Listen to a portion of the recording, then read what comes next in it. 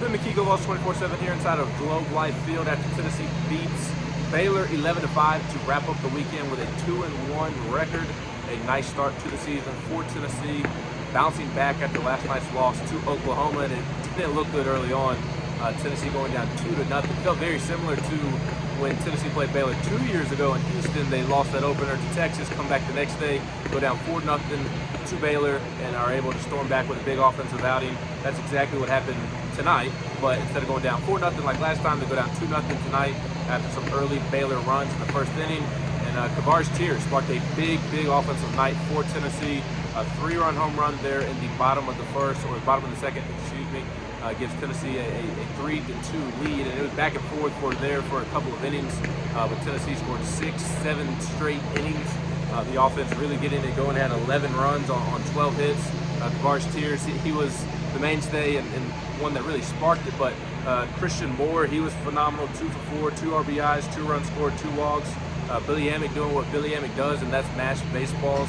He was 2 for 4, 3 RBIs, 2-run homer, had a home run that traveled well over 400 feet into the second deck of Globe Life Field. So they sparked the offense, but it was a big night again. 12 hits to produce 11 runs, and Tennessee needed every bit of it early on in the game. Xander Seacrest gets the start in Game 3, a little shaky.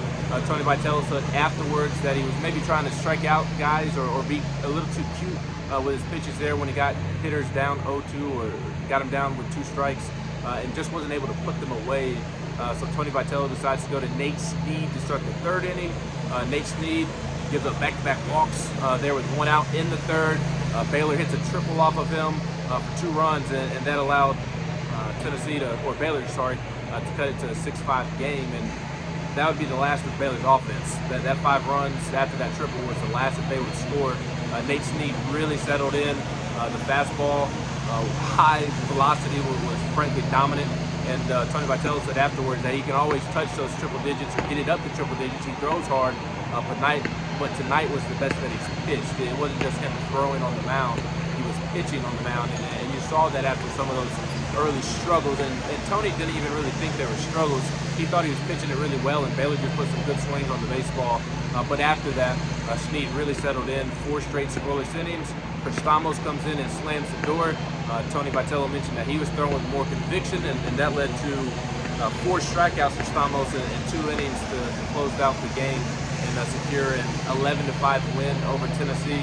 Overall, good weekend. Obviously, you would have liked to have had that Game 2 back.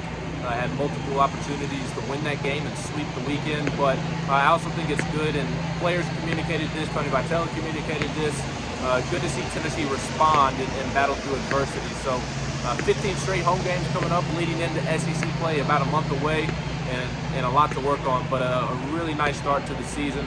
I think we learned a lot about this Tennessee baseball team, and we will have continued coverage of this weekend, our reactions, our thoughts, what we learned about this baseball team in opening weekend, plenty of it. Already up at Go Vols 24/7 and continued throughout the opening day. Tennessee will be back in action on Tuesday and Wednesday, both at 4:30 against UNC Asheville and ETSU for a couple of midweek games. And we will have coverage of it all at GoVols247.com. I'm Ben McKee for the final time here at Globe Life Field in Arlington, Texas.